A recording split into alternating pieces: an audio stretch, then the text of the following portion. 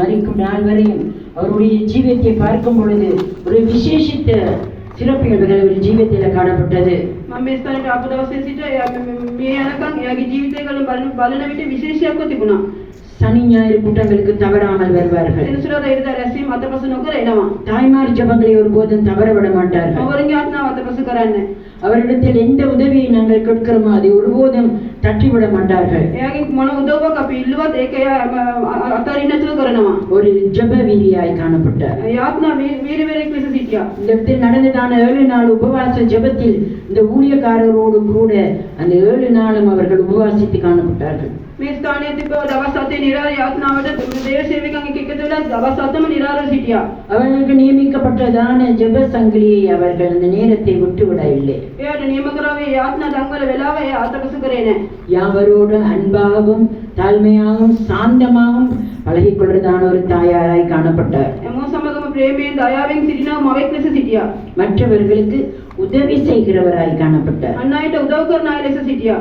இந்த ஊழியத்தில் எங்களுக்கு மிகவும் பிரயோஜனமான ஒரு தாயாக இருந்தார். මේ සේවයට ගොඩාක් වැදගත් මවෙක් ලෙස සිටියා. வயது போகிற நாட்களிலும் கூட எங்களுக்கு தையல் வேலையில் உதவி செய்தார்கள். වයස ගිය මේ දවස්වල පවා අපිට මැවුම් වැඩවල උදව් කරා. ஞாயிறு சமையலுக்கு சனிக்கிழமை இரவு குசினியில போயிருந்து தன்னால முடிஞ்ச உதவியை செய்வார்கள். සෙනසුරාදා රෑ නතර වෙලා කුසියට ගිහිල්ලා ඉරිදා කැමරට තමන්ට පුළුවන් උදව්වක් කරනවා. சோபலமாய் அநேகர் இளம் வயதாக்கள் உதவி செய்யாவிட்டாலும் வயது போன நாட்கள்ல போய் இந்த குளிரில இந்த தாயார் உதவி செய்வார்கள். අනිත් දවස්වල කරේ නැතත් මේ සීතල දවස්වල මේ වයස ගිය දවස්වල උදව් කරා.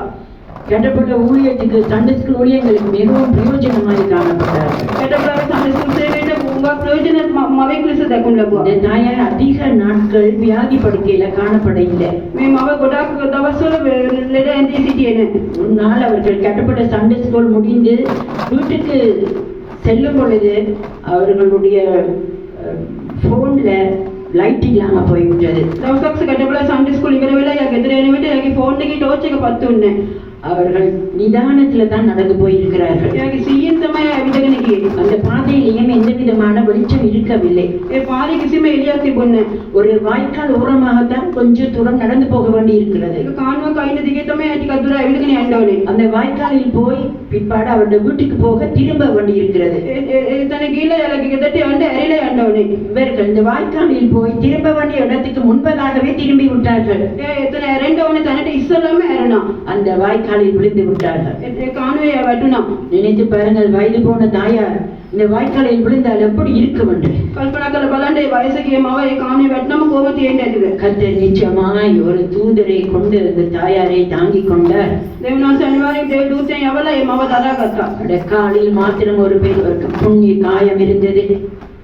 காலில் மாத்திரம் ஒரு புண்ணு இருந்தது. කකුලේ පමණක් තුවාලයක් සිද්ධ වුණා.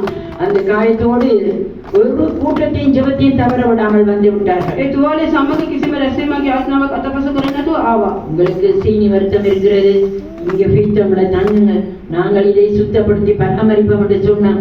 ஆனாலும் அவர்கள் எங்களுக்கு சிரமத்தை கொடுக்கவில்லை.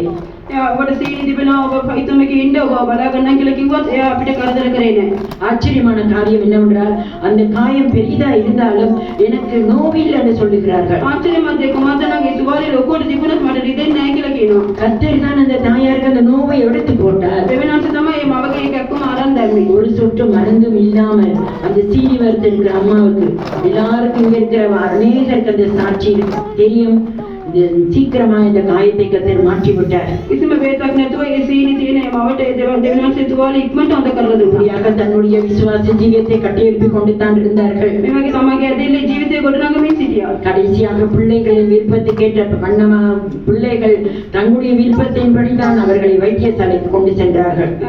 දරුවන්ගේ කැමැත්තට තමයි ඒගොල්ලෝ එයා රෝලට අරන් ගියේ. இந்த தாயாருக்கு எந்த விதமான விருப்பமே இருக்கவில்லை. මේ මවට කිසිම කැමැත්තක් තිබුණේ නැහැ. இந்த தாயாருடைய கடைசி நாட்களை நான் காணக்கூடியதா இருந்தது. මේ මවගේ අන්තිම දවස් මට දකින්න ලැබුවා. எங்கள் யாவருக்கும் ஊழியக்காரருக்கு ஒரு சாப்பாடு